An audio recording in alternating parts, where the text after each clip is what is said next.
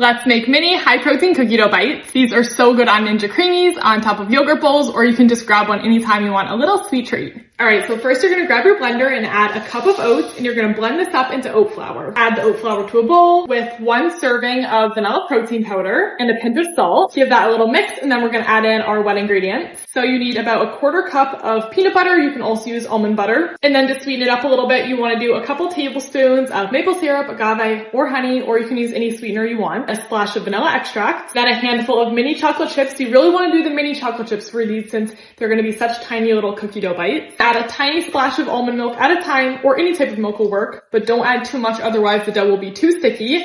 And just keep mixing until you get a really thick cookie dough texture. Once the dough looks like this and it's kind of crumbly, I like to switch to using my hands so you can get it all worked in together without having to add too much liquid. So now you should have this really thick cookie dough texture, and honestly, it's perfectly safe to eat as is, so there's nothing raw in it.